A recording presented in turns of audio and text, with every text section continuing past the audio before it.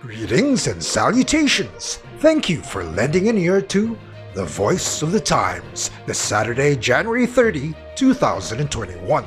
For today's editorial, developing countries need to take lead in climate action. A climate action summit held earlier this week sounded dire warnings for the world, and particularly the most vulnerable developing countries, if efforts toward climate mitigation and adaptation are not accelerated. As citizens of one of those developing countries most vulnerable to climate change, we think it is high time global leaders consider a different approach, as endlessly repeated sympathetic rhetoric about climate action does not seem to be accomplishing much at all. In spite of more than 20 years of global attention to the problem of climate change, the prospects for a grim future continue to grow.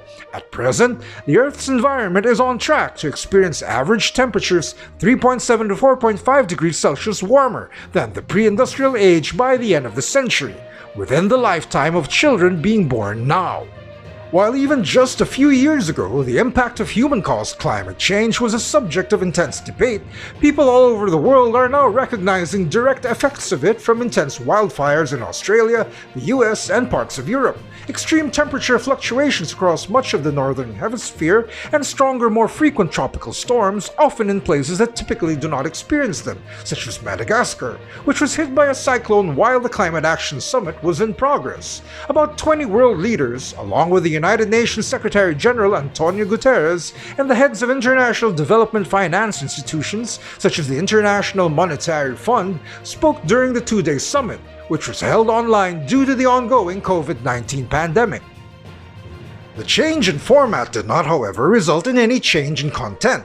One after another, leaders from former US Secretary of State and now the US Climate Envoy John Kerry to French President Emmanuel Macron, German Chancellor Angela Merkel, and Dutch Prime Minister or PM Mark Rutte took turns to emphatically repeat everything they've said in every other global climate summit held this century. Yes, the world's richest countries, which also happen to be its biggest polluters, need to do much more to support the world's vulnerable nations and populations. Support for adaptation and resilience is a moral, economic, and social imperative, Guterres told the summit, and yes, each would pledge billions and billions of dollars to help fund the effort, just as they promised in 2009 in Copenhagen, and in 2010 in Cancun, and in 2015 in Paris. The fact that promises made at each of those meetings and at every meeting before, in between, and after have all fallen woefully short of their stated goals was obviously not something anyone was comfortable acknowledging, and only did so reluctantly because it could not be completely avoided. The message to the world was, again, we are taking climate action seriously and are going to start doing something about it now.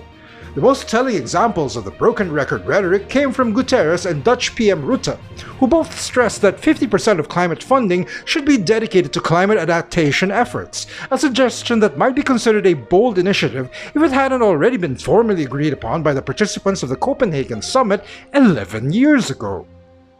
In a larger sense, there is something very patriarchal about developed economies telling the developing economies what the latter needs in terms of climate change action, and what they intend to provide to meet those needs. When that promised largesse then fails to materialize, our would-be caretakers simply add injury to insult.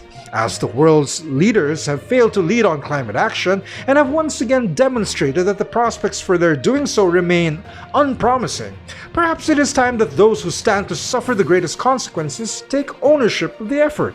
After all, we are in the best position to determine what our needs are and the best ways to address them. We certainly could do no worse than the developed world, which so far has done little at all. And that's the editorial for Saturday, January 30, 2021. For more news and information, get a copy of the Manila Times on print, subscribe to our digital edition, or log on to www.manilatimes.net. Follow us on Twitter, Facebook, and Instagram, and listen to The Voice of the Times.